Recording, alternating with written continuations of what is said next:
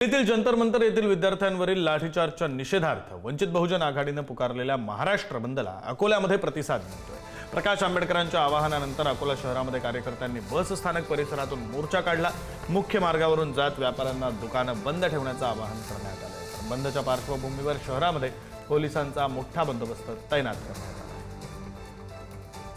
नीट paper फुटी विरोधात दिल्लीत सुरू असलेल्या सीजेपीच्या आंदोलनादरम्यान विद्यार्थ्यांवर पोलिसी बळाचा वापर करण्यात आला। त्यानंतर संपूर्ण महाराष्ट्रामध्ये वंचित बहुजन आघाडीचे सर्वेसर्वा प्रकाश आंबेडकर यांनी आज महाराष्ट्र बंदचं आवाहन केलेलं आहे।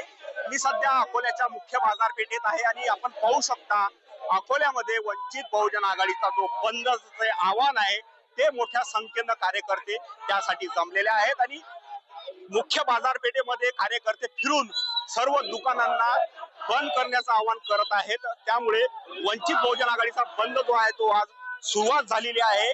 सध्या तरी बंदला चांगला प्रतिसाद असला तरी दुपारनंतर नेमकी काय परिस्थिती असेल हे पाहावं लागणार आहे। दरम्यान वंचित बहुजन आघाडी सर्वेसर्वा प्रकाश आंबेडकर यांनी केलेल्या आव्हानानंतर वंचित बहुजन आघाडीच्या महाराष्ट्र बंदला सर्व स्तरातून सध्या प्रतिसाद मिळतोय।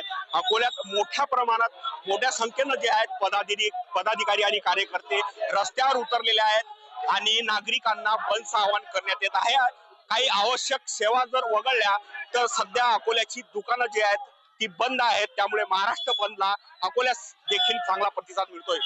जयेश गावंडे, पुढारी न्यूज, अकोला। आमच्या मागण्या एकच आहेत की जो काही विद्यार्थ्यांवर जो काही अमानुषपणे जो काही मारहाण झाली त्याचा निषेध आम्हाला करायचा आहे। या सरकारचा निषेध करायचा आहे। मोदी सरकारचा, इथल्या सर्व सरकारचा निषेध आम्हाला करायचा आहे आणि त्यांना दाखवायचं आहे की विद्यार्थ्यांच्या पाठीमागं एकमेव वंचित बहुजन आघाडी आणि बाकीच्या ज्या काही संघटनांनी पाठिंबा दिला त्या संघटना या ठिकाणी विद्यार्थ्यांच्या पाठीमागं हे आम्हाला या आजच्या बंद मधून दाखवायचं आहे।